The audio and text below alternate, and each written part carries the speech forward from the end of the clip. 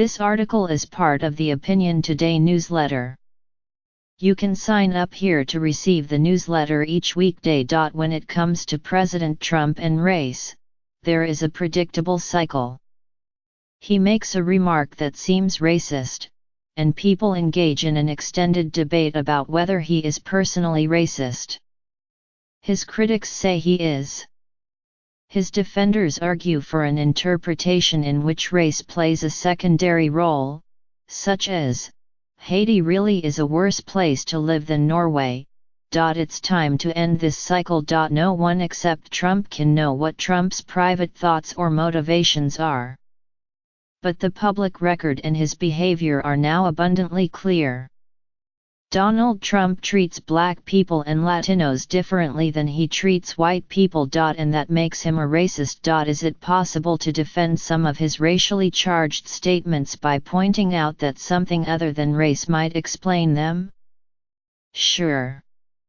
Is it possible that he doesn't think of himself as a racist who views white people as superior to non-white people? Yes. But the definition of a racist, the textbook definition, as Paul Ryan might say, is someone who treats some people better than others because of their race. Trump fits that definition many times over. Trump's real estate company was sued twice by the federal government in the 1970s for discouraging the renting of apartments to African Americans and preferring white tenants, such as Jews and executives. In 1989, Trump took out ads in New York newspapers urging the death penalty for 5 black and Latino teenagers accused of raping a white woman in Central Park. He continued to argue that they were guilty as late as October 2016. More than 10 years after DNA evidence had exonerated them, he spent years claiming that the nation's first black president was born not in the United States but in Africa. An outright lie that Trump still has not acknowledged as such. He began his 2016 presidential campaign by disparaging Mexican immigrants as criminals and rapists.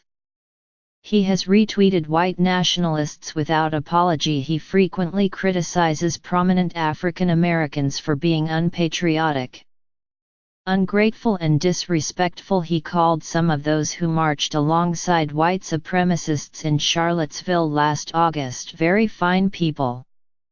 He is quick to highlight crimes committed by dark-skinned people, sometimes exaggerating or lying about it, such as a claim about growing crime from radical Islamic terror in Britain.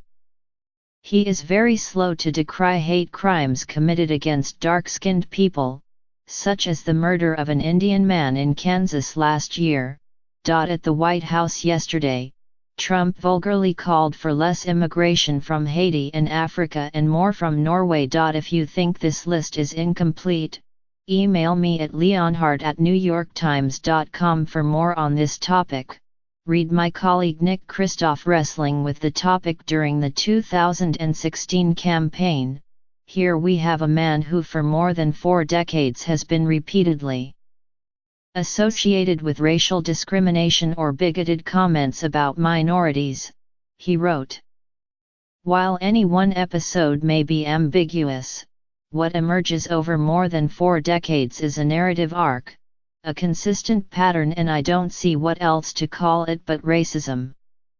And Slate's Jamily Bowie, "It's impossible to know what's in his heart. But what Trump feels is less important than what he does."